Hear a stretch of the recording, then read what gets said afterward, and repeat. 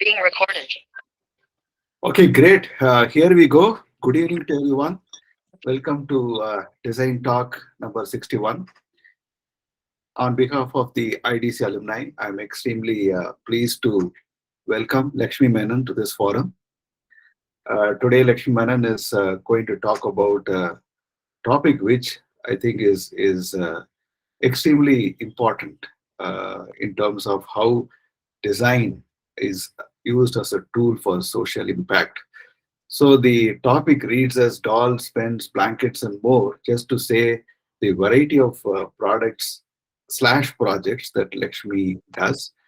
But underneath those projects, there is a very strong element of involvement, participation, community, and also the kind of emotional impact that these products and projects bring in. That's why I'm calling it as seeking from Lakshmi the lessons that she learned on doing these projects, how she brought in element of crowdsourcing, mass producing, and upcycling. Lakshmi actually runs an organization called Pure Living out of Cochin. Lakshmi lives between San Francisco and Cochin, and what I gather is over the last 3 4 years, given the kind of traction that she has and the kind of opportunities that lie here, she has been spending more time in India than in San Francisco. Um, I mean, the lot about Lakshmi is through the projects that we will hear from her. Um, and what is very interesting is the fact that the kind of project that she has done, apart from the fact that they have huge social impact, they've also been very widely publicized, and there's a lot of material available in the public domain. I urge all of you to go through the Pure Living website for more information. And also Google Lakshmi Menon. You get a great deal of information about the work that she has done and the kind of citation that she has received. So with that brief introduction, I would like to hand over the session to Lakshmi. It's all yours. Thank you so much for having me here and for all the sweet words that you said about Pure Living and me. Um, I think I am actually given 35 minutes to narrate all the stories of a couple of my initiatives, right? So I think we can get started. And please be free to uh, interrupt me, ask me anything, while I am explaining all this, my journey. So first of all, I think what has appeared on the screen is what is Pure Living and how did it all start. Ravi, should I just go ahead with that? Yeah, please go ahead. So it's completely. I am a designer by profession, a fashion, interior, jewelry, and product designer.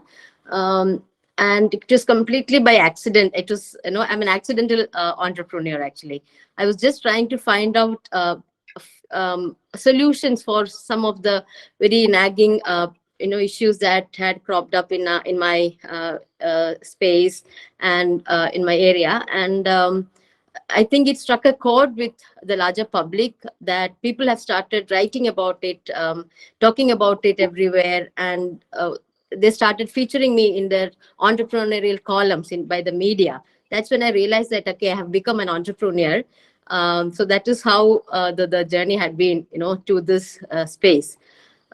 Pure Living actually is an acronym. Pure is an acronym of products upcycled, recycled, and economized. That is how we started, like around 8 years back. But now it has become projects for the urban, rural, and egalitarian sort of. We are trying our best to bring in an egalitarian society. And here, Pure Living actually is dedicated to find sustainable livelihood solutions, and we engage and empower the underprivileged, and that is actually no, it's woven into the DNA of the organization. So everything that we do, we try to join hands with people who are not actually very capable of doing several other activities, and based on their skill set we completely customize those projects. So that is how we had been going forward with all our almost 16 projects, and everything running parallelly, simultaneously. Um, so far, all so good. So that's about pure living.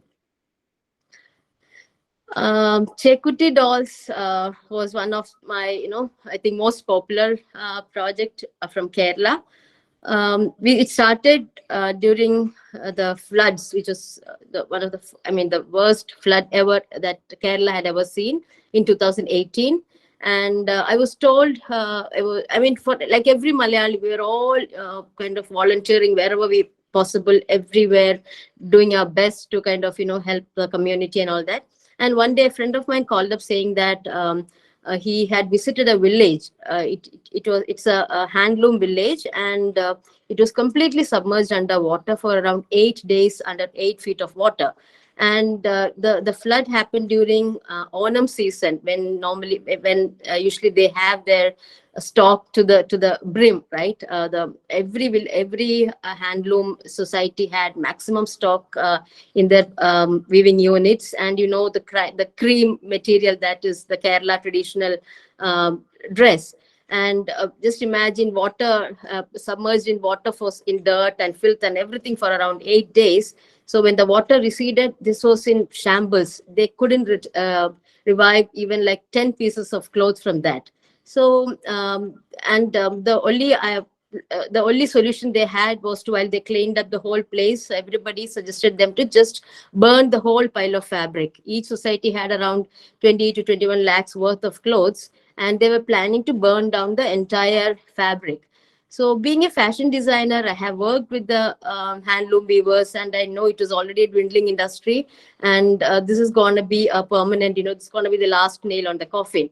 So, it was my a moral imperative, sort of, a calling that I have to do something about it. So I collected some of the material from them, and when I looked at that cloth, I decided that I have to somehow save these clothes from burning. So when I looked at the cloth, I was just wondering what to do with it. But when I looked at it, I could see a lot of stain and tear and everything, and I was sure that I could not make a proper outfit, or some. Initially, that's what I had thought. I could make some dress out of it, have a good story about it. But it was beyond all that. Just couldn't use that material for any of those.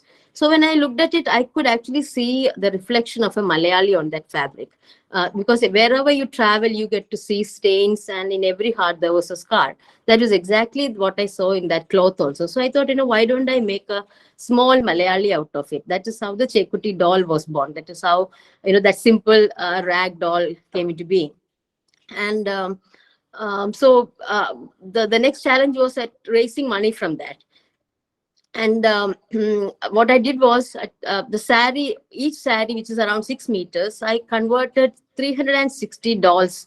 I could make 360 dolls out of each sari. That is the kind of dimension that I had, made for each Chekuti doll.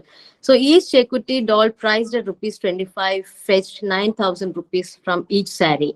A normal sari, a regular sari, a new sari, if you were to buy, you could actually get it for 1,500, 2,000 rupees. But when that damaged sari was converted into a doll, it fetched 9,000 rupees. So from there, from around 200 saris, we could make 18 lakhs of rupees. And actually, kind of, we're quite smart actually in positioning the Chekuti as not as just a product, but as a mascot. Because I was sure that if I just call it a doll, it will fall into the category of Barbie dolls and other pretty looking dolls, and this will not find any place among them. So I thought, why don't we convert this into a concept, a mascot sort of, and we called it the mascot of resilience, a beacon of hope, and things like that. So and also we highlighted the defects in that piece. We said that we had a tagline sort of saying that Chekuti has stains, Chekuti has scars, yet Chekuti is each of us, you who survived the flood. So that became an instant hit, and people started relating themselves to the Chekuti. So when they say when they started buying the Chekuti, if it doesn't have a tear or stain, they kind of say that, where is the stain in it? I don't think this is a genuine one. So they started looking for the ones with the maximum damage. They felt that that was the real Chekuti, the original one. So that literally struck a chord with the community, and Mallu started believing that if they have to be a Malayali, they have to have a Chekuti with them. So just one, so you can see the damaged cloth and how the Chekuti has emerged from that. So just one Facebook post which I had made saying that tomorrow we are going to have a demo session of Chekuti, a new campaign that we are starting, and I couldn't find a place or anything because the next day, the day after that, I was flying out to San Francisco. This happened all of a sudden. I literally hit the ground running. When I came up with this idea. So I had to start a demo. I had to let people know about this project and then fly off to San Francisco. That was a plan. So I found a place on the street along with a couple of my friends. Gobinath Paril, a friend of mine, he's the one who actually informed me about the dilapidated state of this weavers village. So we started doing this project together. And one FB post and couple of calls to the media friends, they instantly understood that, they got the crux of it. We were only like 3 or 4 volunteers, but there were around 10 to 15 media people assembled in that park where we started this Chekuti campaign, and they took it far and wide. And in like 3 months time, 36 lakhs rupees were generated from this 21 lakhs worth of dilapidated clothes. And then all the other weaver society who were in similar condition, they all washed and cleaned their fabric. And cleaned in the sense, just removed the dirt and all, washed it properly, disinfected it, and handed it over to us. And it was through massive crowdsourcing. Almost in 9 countries, I think around 50,000 volunteers participated in making this Chekuti. The emotion behind it was that, people who couldn't otherwise physically or financially be part of the rebuilding Kerala process, they felt that if they have made one Chekuti, they have also laid at least one brick in the whole, rebuilding scenario. So that is how Chekuti has become such a sensation overnight, such a great success. And even in UN, in the reconstruction conference, World Bank had been giving this to all the countries who participated in that event. So that was Chekuti, and you can see Chekuti in Google. It went everywhere. People have started taking pictures and tagging us and posting pictures everywhere. So that is all the Chekuti story is all about. So you can see it on the Christmas trees everywhere. I mean, for wedding gifts, even there was a doctor who actually started using this as a tool. He was a psychiatrist for children. So he was working with people who has children who had a suicidal tendency. So he was telling them that, if this doll, it's such a beautiful doll, can emerge from the dirt and filth and all that, you definitely can come out of the dirt that is accumulated in your mind or your heart. So it was amazing the way people had been positioning this Chekuti in ways which I had never, fathomed or imagined when I created one. So that was an amazing experience. And I realized that, ideas can really be so small, yet it can have such a large impact. So I think the breakthrough happens when breakdown occurs, right? So this is one of the perfect example of that. Impact, I think I already covered, right? The kind of money it brought in. So crowdsourcing is very much in many of my projects, and this is one of the perfect example. And timing also was, I had to be perfect. So people were, and also everyone in Kerala was in a give charity mode sort of. This became one of the first enterprise model, during those days, where out of the damaged material from the flood, we are creating wealth out of the scrap. So that became a very innovative model, and people just thronged, and everybody wanted to be part of it. Yeah, pen with love. It's a paper pen, actually. Something that I had been making in US. I'm a featured artist in one of the galleries there. So just for fun, as a souvenir from San Francisco, I used to make pens made of paper, a refill inside, and wrapped with regular paper, and it will have a picture of Golden Gate, or you can write anything on it, you can print anything on it. It's a paper, right? So but whenever I used to visit Kerala, I had kind of, the kind of trash, the plastic trash that is being accumulated on either sides of the road. It always used to nag me like anything, and I was thinking, what can I do about it? There is only so much as an individual I can do, right? Bring in a change. But I thought, why don't Kerala, being one of the most literate state in India, I thought everybody pretty much uses a pen. So why don't I just start with a pen, as simple as a pen? Since I was already making it, so I just had to kind of replicate it here. But the thing is that over there, I was selling it as a craft item, but here it became a change maker sort of. So I started using old examination paper, digitally printed paper. Any used paper can be made into, just by, like, it hardly takes like a minute to make a pen. So I trained a couple of women in the neighborhood, and I took it to Wipro. It was like an instant hit. The first meeting itself, they said, we are going to be your CSR partner, and you please supply to every single Wipro offices here and, internationally. So people were just looking for something where they could replace a plastic from their life. So most of the things that we do, I always feel that, we are not giving them a product. We are offering them a solution, something that they were looking for. So with the paper pen, the features that it has is, it upcycles paper, waste paper. It removes plastic. It reduces the waste. It's all made by women of all skill sets. We have cancer survivors, paraplegics, everybody in this team. So it empowers women. And in the later stage, and me being an interior designer, I was always worried about concerned about the optimization of space. So when you make the pen, there was, when you have that pointed part in the front, this the same amount of space that is left in the back, the rear end of the pen. So I was thinking, what can I do with that tiny little space? That is how I thought of introducing a seed in that space and folded it. And that is how the pen with love. Vitta in Malayalam is seed. So pen with love is what we are, making these days. And it is a seed of an Agastya tree. You can see that it can be a potted plant, or it will grow as a 15 feet high tree as well. And the flower, the leaf, everything is edible and is highly, nutritious. It is good for preventing thyroid. And the seed fetches around 1,700 rupees per kilo. And I think, it's time that we cut down all the rubber crops here and start planting this extensively, because that's the kind of, the demand is huge. It is extensively used in Ayurveda treatments. Agastya is the name in Malayalam, or butterfly tree, hummingbird tree, and the botanical name is Sesbania grandiflora. So it is highly in demand.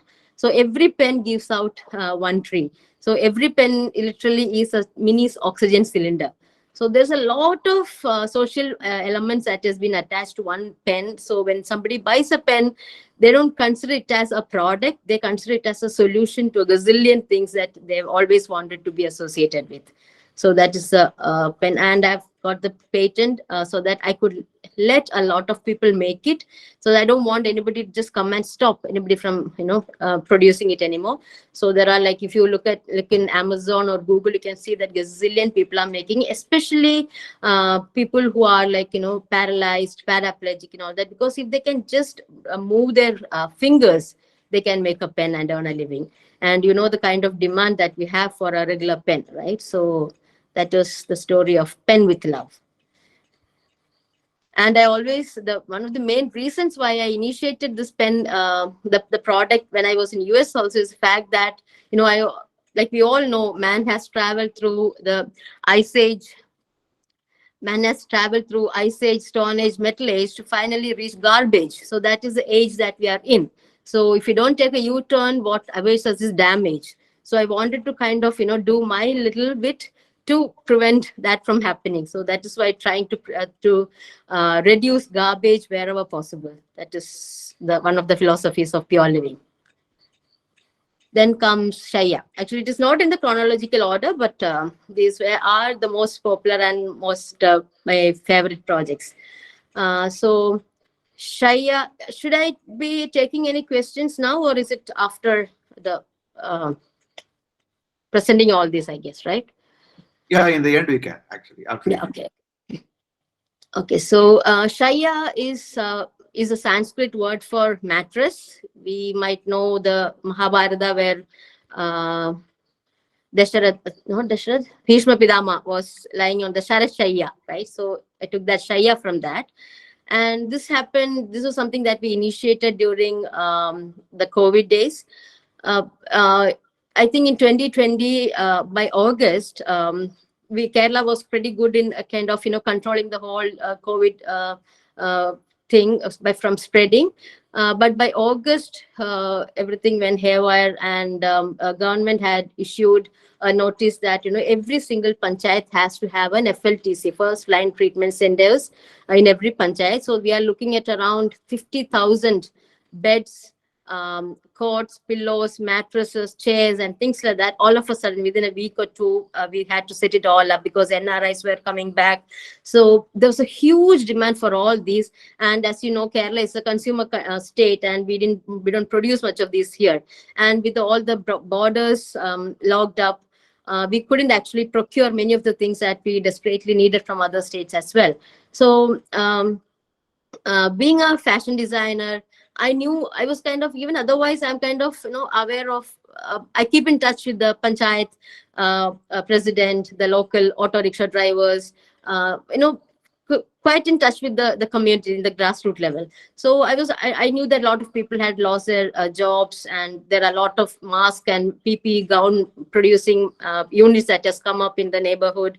So when this issue came up, I thought, being a fashion designer, I was aware of the amount of the PP scrap. You can see on the top left corner, the cut pieces in blue and yellow color. These are the kind of waste that was being generated in the production units of the mask and the PP gowns. Like, it comes in tons, in huge quantities. So and they didn't know it being it has a plastic content in it, right? So that is, so they couldn't know, they had no idea how to dispose it off. Normally tailor shops, what they do is they'll have all these pieces, and they will kind of burn it every day in a barrel or something, and they'll have the space ready for the next day's trash. But this material, they couldn't burn it the way they used to do with the regular fabric, because it would have a lot of fumes and ecological issues. So they had to kind of stock all these piles of cloth in their workshops, and they were running out of space. And that is when I thought, okay, why don't I use these scraps that is like, they're like untouched ones, because these are the cutting waste. They are not the used PPs or anything. These are the untouched, fresh virgin pieces from the production unit. So just by braiding it, if the way we braid your hair, the advantage of that is that we do it very tightly, and if one side is running is shorter in length, you can always add a new piece and go on with that braiding pieces, and it'll all be intact and tight. So that is a technique that we used here also. So the best thing was that I kind of brought in a couple of around 30 women in my neighborhood who had lost their jobs. I'm slightly in a remote rural area. So I knew everyone, pretty much everyone by name. So I knew who had lost their jobs. So I asked all those women to come to my unit, and we started making this. We started trying out braiding these ones, and just by laying it flat on so we would make long ropes, around 37 meters of long rope, just using this cut waste. And by laying a plywood, and by weaving it zigzag on that, and tying it together with the longer strands of this or any fabric that is like a ribbon, we would tie it together, and you can see those mattresses all rolled. So that would make it into a 6 feet by 2 feet proper mattress. So there's no needle, no machine, no stitching, nothing involved. If you know how to braid your hair, you can pretty much make a mattress, a shaya, and that would earn 330 rupees at par with the Manrega income that they were earning in a regular base. So could you just move to the previous one, Ravi? Yeah. So can you see that the mattress on the table? So that is a plywood that we had been using, that is cut to 6 feet by 2 feet. So there's an exact size, and if you look closely, you can see nails on the sides. So I have put nails on that plywood with a 2-inch gap, so that when you weave it, the braid has to be just right to pass between these nails. It cannot be too tight, it cannot be too loose. So that helps in standardization of the rope, the size of the rope. So that 6 by 2 feet, all would be exactly the same how many ever we make. So we had been making like thousands. We had used up tons of this material from most of the production units that were making this PP gowns and masks. And we had been kind of giving it for free to most of these places, including Shabarimala, because they had a lot of CSR funds that was coming in, because everybody, because again, like I said, this was not just a product. This was something that came as a savior in many ways. It was upcycling the waste that was accumulating in huge quantities. It was providing employment to a lot of women, and it was providing one of the most important product that was much needed in the community those days. And this had gone like far and wide. In 3 months time, it was featured in World Economic Forum as an innovation from India. And Mr. Anand Mahindra tweeted saying that, he's willing to be a partner. And we trained around 9 countries, how to make this. And because everywhere the problem was the same. Everybody wanted a mattress. Everybody wanted a cheap one. Cheap in the sense, they couldn't kind of splurge on it. And there was the need for employment everywhere. So this project, I think this doesn't stop here, doesn't stop with the COVID days or with the PPE.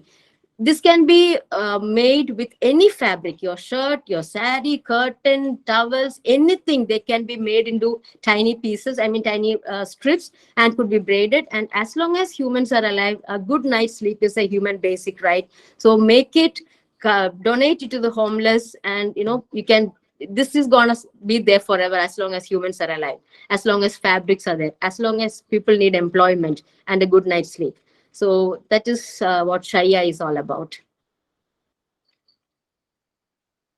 This is my actually the one of the first project. Pure Living started almost with this project, still running brilliantly. Just today we packed around 2 lakhs of these wigs and sent to Dubai. So Amumatiri is the wigs that you use in the oil lamps, prayer rooms. Yeah, those bundles. So I started it as an activity to keep my grandma, who was in her 90s, very active, hyper energetic, but suffering from dementia. So I had to find an activity to keep her engaged, because she loves doing something and she loves to help people.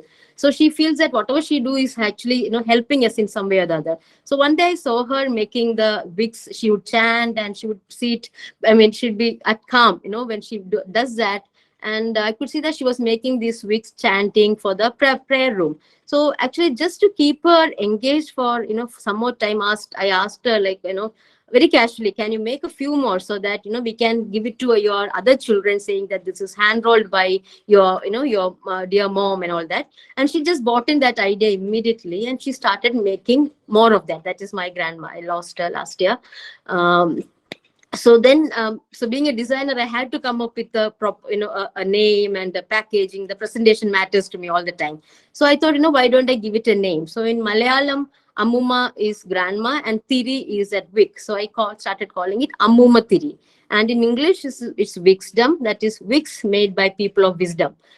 So and one day she, like, so whoever comes home, we would ask her to give it as a gift. So if we visit somebody, we'll gift it to that family, and she'll be doing it. And so one day she was asking me, like, seems like everybody's liking it. How is the demand for this? Should I be making more? So that's when I could see a sense of pride in her, the confidence, even at this age, with her limited skills, that she's still able to make people happy and give something that they really is, that's something that is useful to them. So seeing that, I started experimenting the same exercise with a couple of other grannies in my family, and everywhere it was a super success. Then I thought, why don't I take it to the women, the elderly in old age homes? I thought initially it was just as a time pass, but after interacting with them, I found out that they crave for like one vada, or one glass of milk, 1 glass of tea with milk.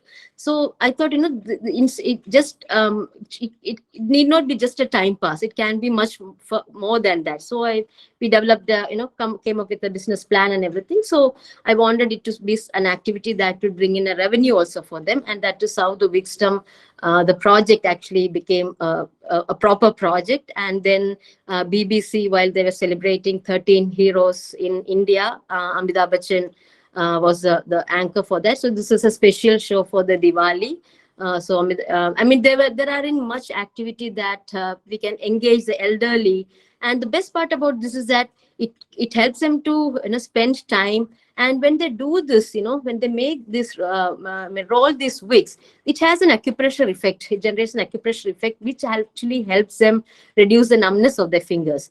And it creates a revenue stream also for them, and a dignity at the sunset of their lives. So the scenario in the old age homes are now is that they're all, most of them are abandoned, but now they have children, grandchildren coming and visiting them, because they are in a position to actually offer pocket money to the children and grandchildren.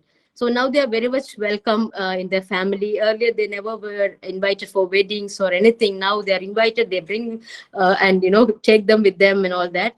So Amumatiri has always been one of my most favorite project, and still running successfully. And that's why I said just today we packed around 2 lakhs of tiri to Dubai. So every month a company is taking 2 lakhs weeks from us. And the initial days, DC Books, one of the major publishers in India, when they came up with Ramayana for the Ramayana month, they packed 30 weeks with every Ramayana book, saying that we are offering the wicks also that's to be lit up during the Ramayana season, which is rolled by these grannies. So that was an order for 3 lakhs wicks, some around say 7-8 years back. So that was the beginning. Then Flipkart started taking it, and now I mean I've been listening stories about a lot of people who had been doing this in their resident societies, old age homes, orphanages. I don't know like who all are doing, because I don't have to be with them, because they know in a country like India where around 80% of the people still, I mean, light up the lamps. And one festival like Diwali is more than enough. I say we might have to import grannies from China, because that's the kind of demand that we have for the wicks. And the raw material is available everywhere. There is no technology, there is no technique, there is not even a tool that is needed for you to make a wick. So that is another project that is highly scalable, highly replicable, and it's happening so. So that's the Amumatiri project. Toilets is quite a recent one, which we just started last year. So I love traveling. I love driving, so I go for a lot of solo trips far and wide. So last year during COVID, actually we were all stuck at home for almost a year, right? So I had to come up with a bahana, a reason, an excuse to set out for traveling. So I thought, why don't I start a journey, saying that I'm kind of promoting what is that responsible traveling, and the responsible consumerism and things like that.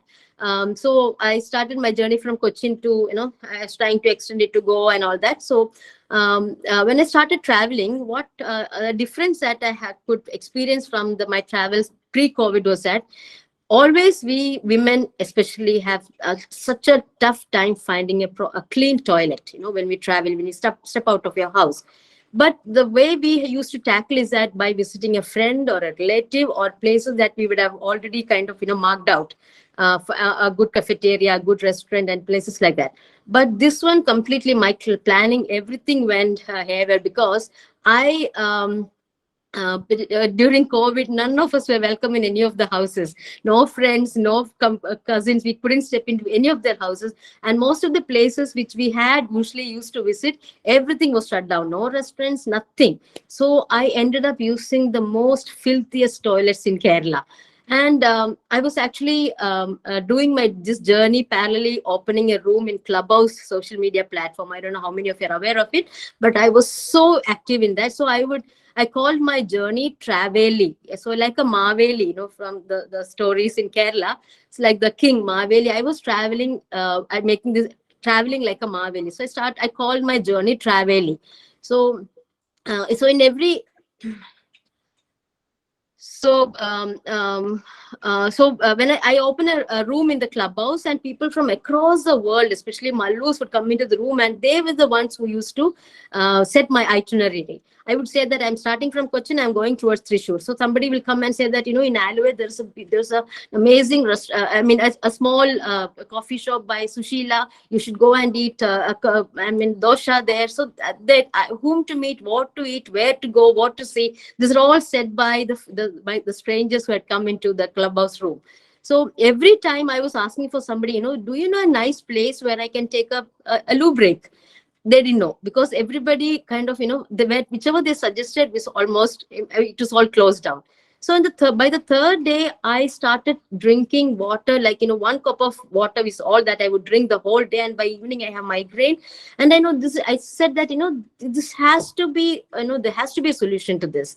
And we have waited for government to do something about it. Nothing has, happened so far. There are gazillion toilets out there, but even petrol pumps, and that is what everybody was suggesting. But even a petrol station, till you open the door, we have no idea what is in store for you. The person that just used and left my stuff completely kind of, uh, trashed it out. So we have no idea what is in store. So I thought, when I started defining the problem, so we always say that, right? Why, when you define the problem, does the solution emerges automatically out of it. So I was just taking a list out of it. I'm making a list. I said, it's not that we don't have toilets in Kerala. We have gazillion of it, but we don't know which are the good ones and where is it located. So there is no need to find, I mean, build a new one. Just you make use of the existing one. So again, the optimization, the sustainability factor is something that guides me all the time. So I thought, why don't I come up with an app so that when you travel, it shows where are the, so there are hundreds of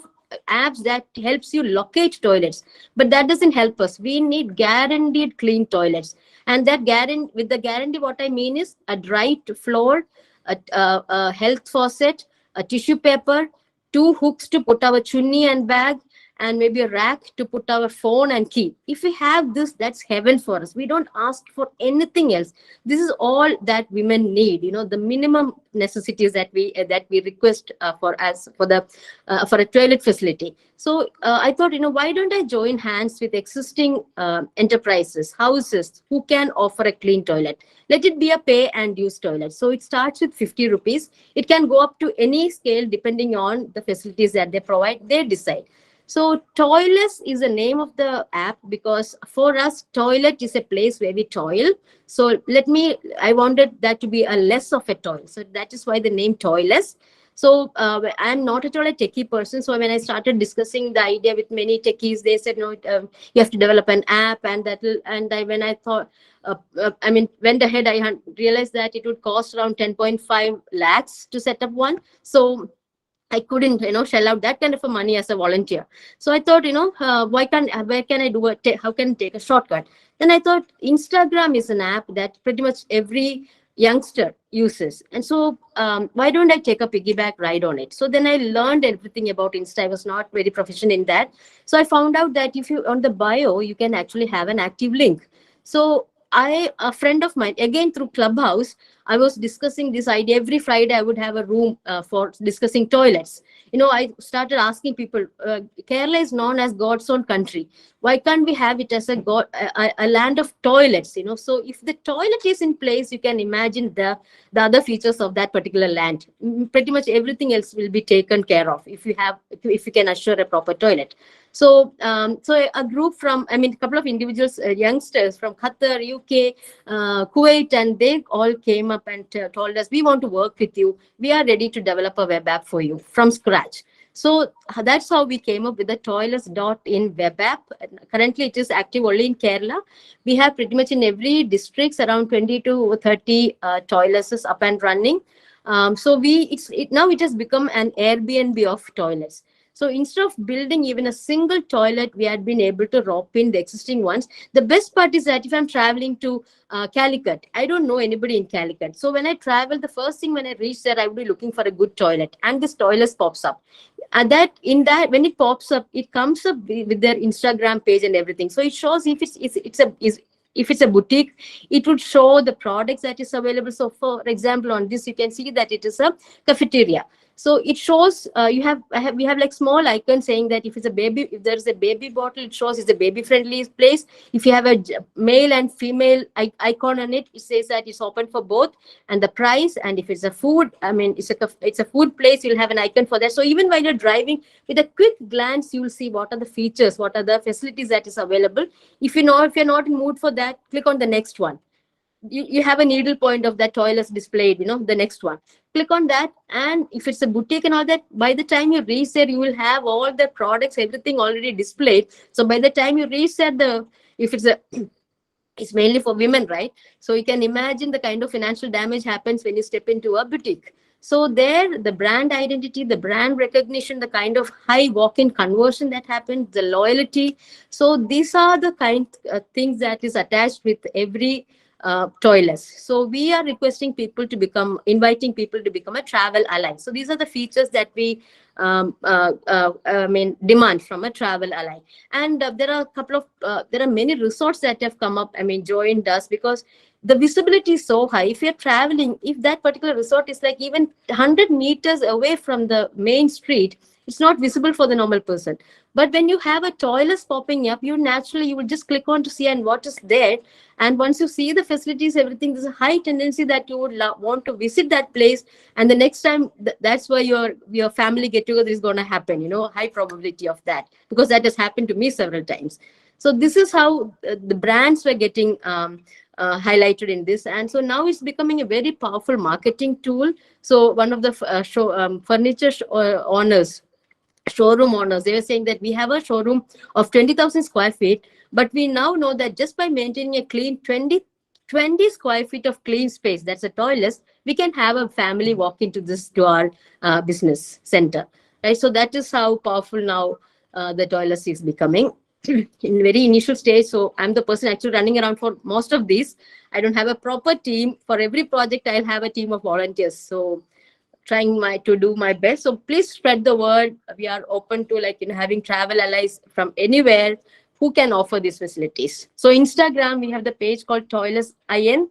Click on that, follow us. We'll be updating everything, and you can actually the web app, you can save it on your screen. So it just works just like a regular app. So you don't have to download from Play Store, Apple Store, nothing.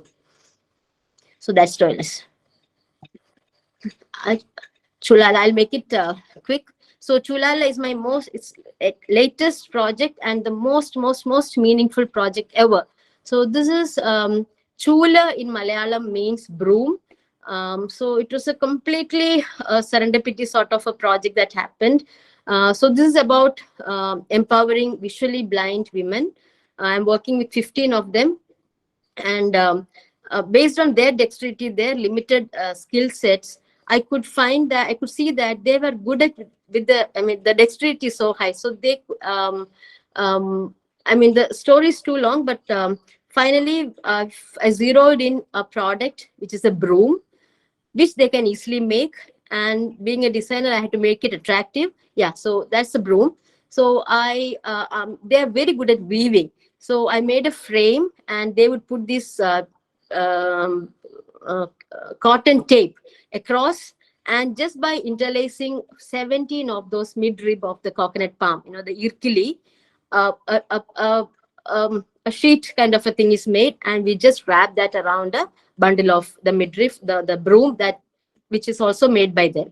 And this falls under the segment of artisanal broom. Artisanal broom or functional art is a very niche segment in the design space. So in Architectural Digest and books like that, we can see them displayed in your, proudly displayed in your drawing room, living room. So that's my house, and that is what you see right in front of the house. Because it's kind of heartbreaking, you know, when you spend some time with these ladies. Because while I was working with them, I mean, they were so excited, they were so happy to do this, because the work that they were doing earlier, that was weaving cane for the wooden chairs, it was so traumatic. Some of them are very good at it, but it was so traumatic. But they're forced to do that because there aren't other things that they could do to earn a revenue. They were not even making 100 rupees a day. So so when I was working with them, I could see, when I was looking closely, I could see that there were some errors, irregularities in that thing, and I was about to correct them. That is when I realized, you know, how stupid am I? Because with all the dexterity skill sets, they were able to weave such a beautiful thing. Yet I am there to find an irregularity just because I had a power of sight. I could find that irregularity only because I could see that.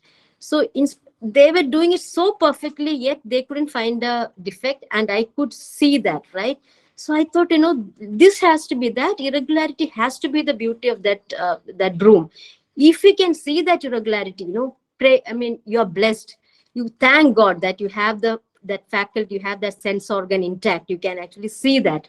So that we are celebrating that irregularity in the broom. And I feel that, take tweaking the quote from by Gandhiji, that, an eye for an eye would harm the world, and saying that eye for an eye can make the world beautiful. So I am actually trying to support another eye.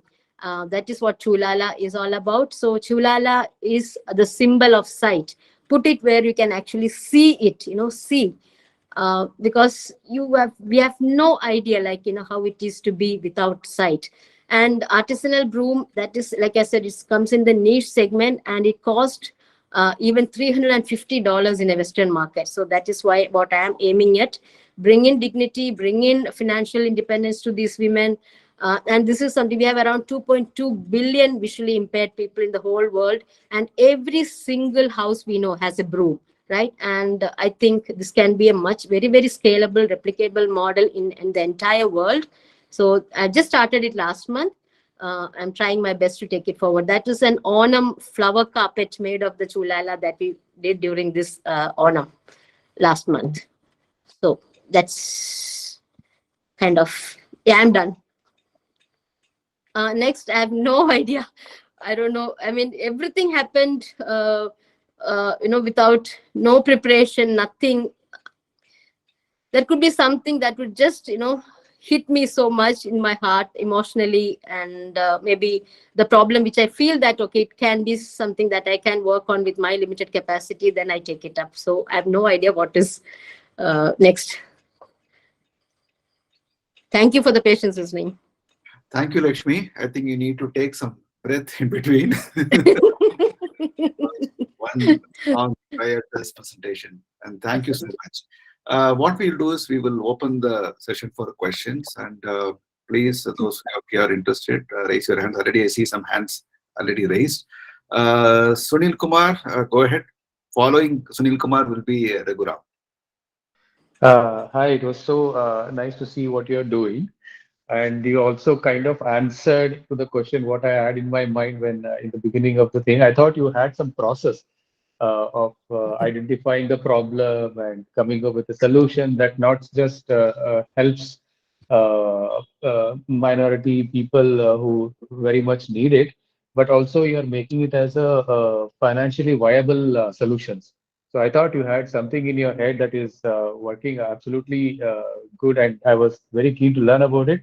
But in the last phase, you said that you don't have anything of a template to go about it. So, is there a template that is coming up when you have done so many such beautiful projects, or it is uh, still as a serendipity yes. that happens? Yeah. Yes, actually, we have an SOP for every single project, all the 16 projects that is running simultaneously. So, like I said, for the Shaya, we have to, cut a board of 6 feet by 2 feet, have that Mhm. nail space between 2 inches. So, this is now being replicated all over the world. Today, I got a FB memory saying that, somebody had featured it, 3.1 million views for that Shaya from by that person alone.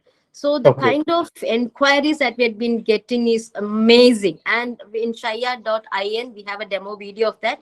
So even Tiri, the wigs that I make, I know from a bundle of this length, 80 wigs can be made.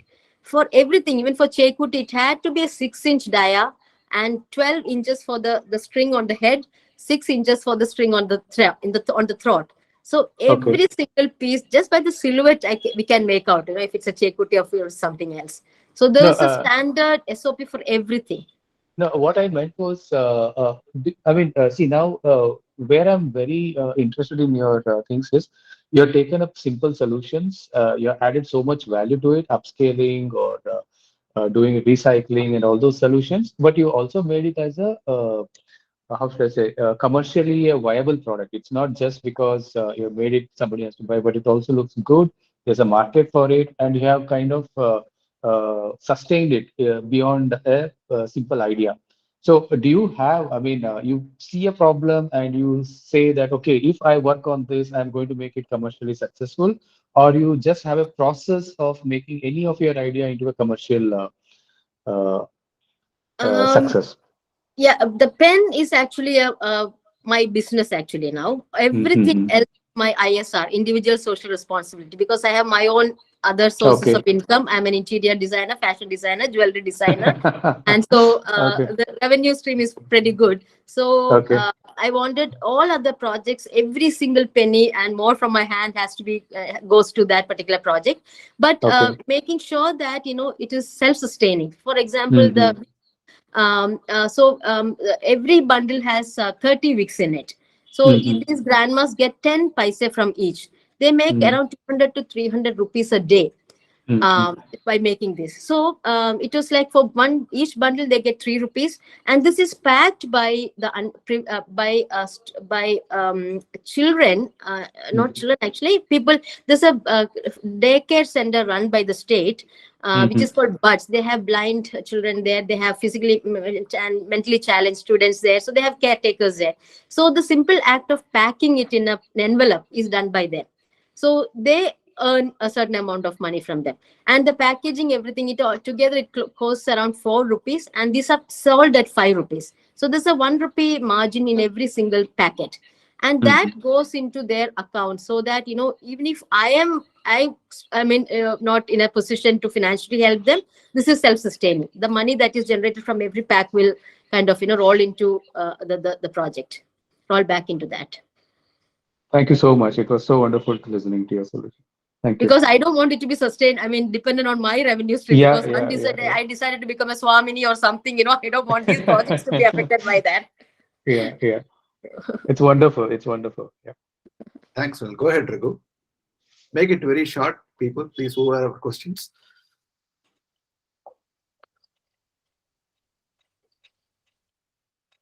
Raghuram, please go ahead.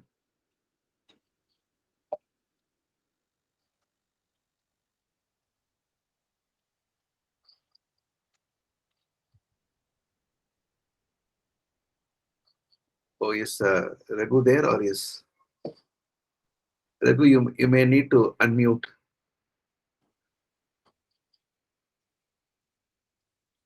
Am I audible now? Yeah, very. Yes, you are. Please go ahead. Yeah. Lakshmi, your work is just simply awesome, awesome, awesome.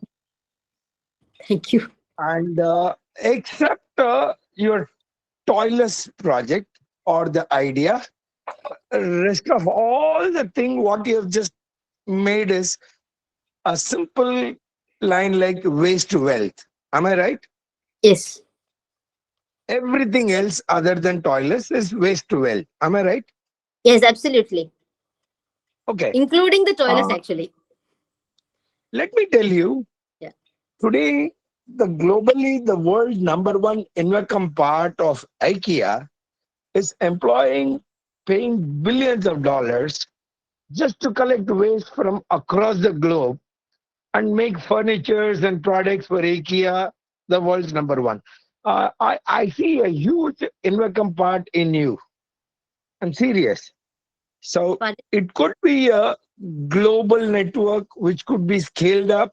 You've made it possible, viable, scalable, and it also gives like when you're talking of Manrega and Panchayat, that shows that to what extent that you've gone to the kind of a ground level and on the ground that you've been with people. So you tell me what help you want to scale it up or build it with more designers across India, maybe with a franchise or any help you want. I will just leave my, uh, you know, mail ID and this thing. Um, how do I get in touch with you? um, I can share my email ID here. That is Lakshmi NM, as in Narayan and Menon, at Gmail. Okay. Okay. Lakshmi I Narayan will Menon. share that. You're I will share the My mail. okay. I'll my share the. You are website is thepureliving.in, but it doesn't have most of this information there. It is actually randomly put by a volunteer who was feeling so bad that I don't have a proper website. But the yes. contact details is given there. It is thepureliving.in. Marvelous, wonderful, and really you've taken the waste to wealth. How designers can build a kind of a value add and make it a viable product. At the same time, it's not like a corporate. Like when you're talking of an NGO or self-sustainable, that where it can go to the money can just go back to the people, and it's wonderful model. I would really like to talk to you that in certain things, in handicrafts and other ways, that where this could be made. And everything, all your projects, including the PP waste or your wick, everything, it's down to earth, wonderful. All the best. We'll be in touch. Thank you so much. I Actually, I never knew, uh, uh, uh, uh, you know, just with this presentation, I come to know of you that I never knew that you were doing such a great work. thank you so much. Thank you for Thanks. the And opportunity. this can be more sustainable by, we can give ideas to children, to schools. We can conduct competitions across for building a brand and things like that, and the kids will come out with ideas from that we can just take it up. And it is possible to just scale it in a much higher level with a brand, I feel. What Yes. you're doing, the pen or this thing, a wick, is a very minuscule level. It could be scaled up, and where it could be visible for people to make aware that how they could make waste to wealth. Thank you, dear. I always feel that there is nothing called waste. It's only the way you look at it. So I Exactly. had so in Malayalam, for the waste, katran and all that, we call akri. AKRI is a word. So since I'm in this field, I thought let me add some glamour to it, because I'm definitely going to be working with akri. So I coined a term called akriology, the science of upcycling and recycling, and I call myself an Okay. acryologist, working with all this. So, so Good. that has been my strength. I mean, the main area of interest, Akri, Where in Kerala you are based out of? Cochin. Cochin. Okay. Good. Thanks, Raghu. And There is for one more hearing, question. Thank you. yeah. Dayan Kumar, go ahead. There, Oh Dayan. yeah, I mean, yes, I'm there. I'm there. Please. Yeah, I mean, it's like first of all, thanks a lot for the presentation, Lakshmi. It's like very inspiring. Just some quick questions. So I mean, there are like so much of problems and a lot of ideas that keep coming through your mind, and especially with you're already tackling like multiple things in parallel with your mainstream. So when the next idea pops up, right? So how do you nail down that? Hey, you know what? This is the one I'm going to knock it out of the park. There are actually a lot of ideas that I'm working on already, but I kind of look at whichever can be the maximum impactful, and how it can really kind of um, support the underprivileged. How I can make use of their skill sets and make it beneficial to them. So the impact size is a very important thing as well. Okay, wonderful, wonderful. And all the initial thing is always it's funded by you, right? I mean, and it's not like you always keep looking for funds from the external thing, or is it? Yeah, full. Funds had never been an issue, because we ourselves has a foundation called Good Karma Foundation here and in US. But fortunately, the moment I float something like this, people are eager to associate with us. Because most of these projects are in sync with the kind of features that they had already integrated in their CSR, the what is that in their portfolio: empowering women, waste, upcycling waste, remove plastic garbage disposal, or removing plastic. All these things are what we also kind of integrate in this. So sustainability, eco-friendliness, all these things are what we are also working in. So it's quite a very easy, kind of a cakewalk to get the CSR funds most of the time. Oh, awesome, brilliant. I mean, thank you so much, and more.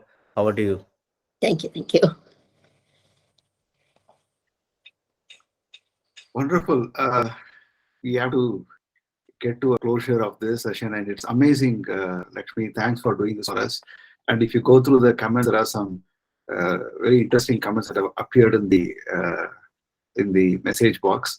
I'm sure that this talk has not only inspired but also probably made all of us get out and do something. And I think the power of this whole presentation is about that.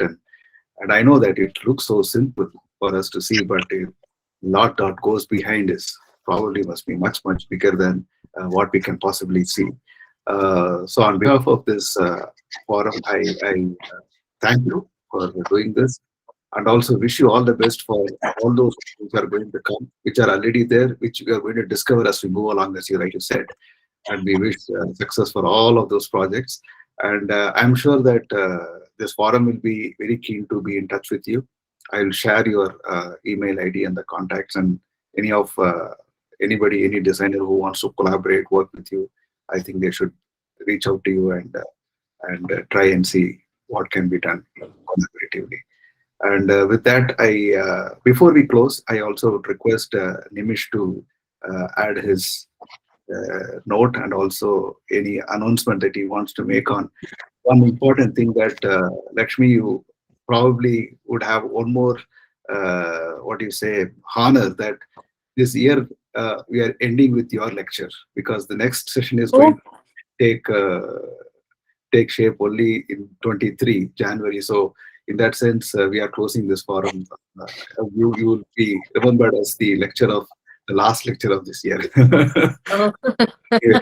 Yes, it is an honor. Over to Nimish.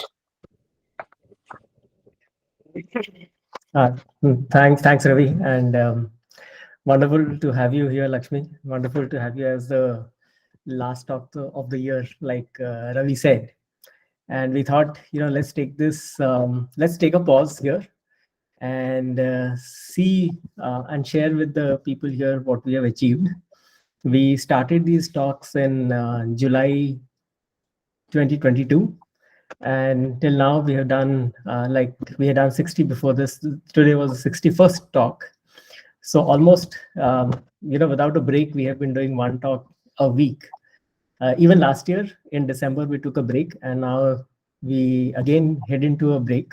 We'll be, for the information of everyone here, we'll be back again next year with renewed vigor in Jan, and with a lot more wonderful talks, maybe a new angle to it.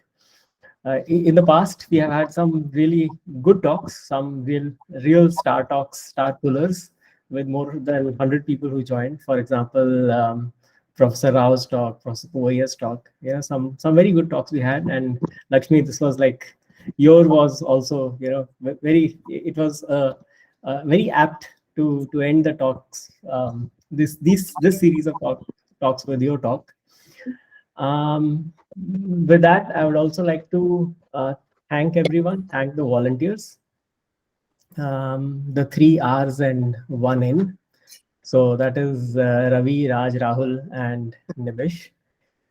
We definitely want more volunteers. We need more people to Lakshmi works with volunteers. I think we also work with volunteers, and we need more volunteers to work with us so that we can continue to bring these talks. It takes a fair bit of effort and takes a fair bit of energy to put these talks together. And we would be very glad if other people can also join the forum in creating the talks. So again, we'll send out call outs on the WhatsApp messages, WhatsApp groups for you to join us and contribute your time and energy for these talks. Again, thank you all the loyalists who have been here, who have always been attending our talks, and thank you everyone. With that, back to you, Ravi. Yes, great. So with that, we close this session, and the recording of this session, we will make it available tomorrow. And as I said, I'll also share contacts of Lakshmi for anybody who wants to be in touch. And so a big thank you to Lakshmi, and a good night to all of you. And then see you all the next session next year. Thank you. Thank you. Thank you. Nimish, I'm in as a volunteer now. Very good, Raghuram. Love Tell to me have you. what do you want from me that you can just